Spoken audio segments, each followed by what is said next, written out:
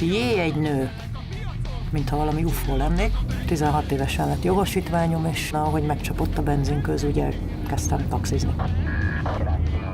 Hát amikor taxiztam, akkor már az egy kicsit visszafogottabb lettem. Egyrészt, mert acélbetétes bakancsban nem kényelmes vezetni. Kétrészt, mert a tarajom nem fért volna be egy 1002-es Zsiguliba. Az, hogy kint töltünk az utcán 10-15 órát, az megbecsülésnek örvendett, úgy gondolom. Meg menő volt. Tök menő volt taxisnak lenni. Magam ura voltam, azt csináltam, akkor dolgoztam, úgy csináltam, ahogy akartam. Nem szeretem a fényt, a napot, a tömeget, a nyüzsgést. Sokkal könnyebb közlekedni, jobban lehet haladni. Meg igaziból én a nappalos utasokkal nem annyira értek szót. Tehát ez a kis kosztüm, meg ezek a mindenféle ilyen menedzserek, meg ilyen nagyon frusztrált, gyomorgörcsös irodista libák. Őket nem tudom kezelni, inkább a részegeket.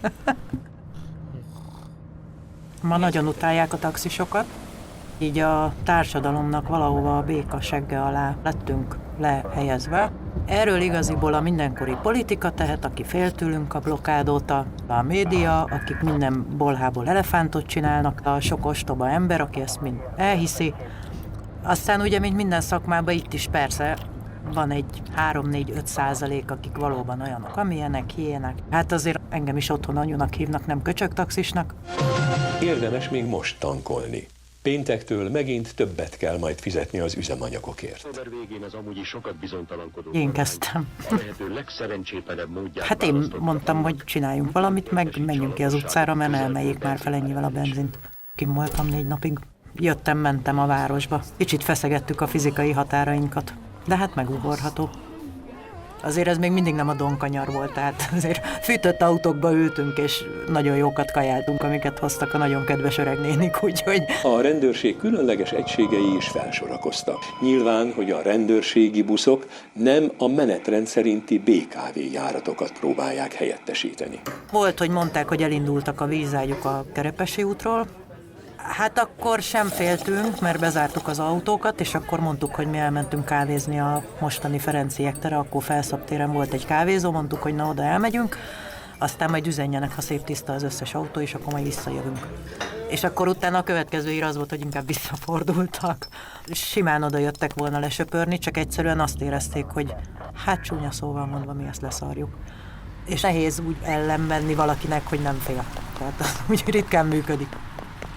Amikor a blokkád volt, akkor nem dolgozott senki. Tehát Budapest összes taxisa ott volt, aki nem bírta a strappát, az maximum hazament. Na most ilyen nem volt, úgyhogy most mindenki, mondjuk voltunk innen az Uber tüntetésnél pár százan. Vidáman dolgozott nagyon sok taxi.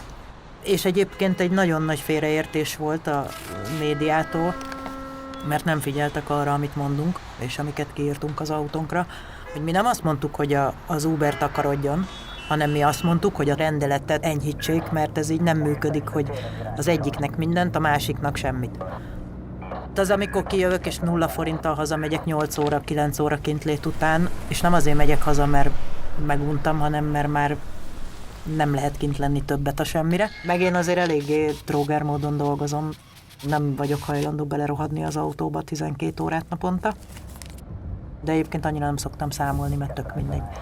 Belenézek a briefkomba, aztán vagy van pénzem, vagy nincs.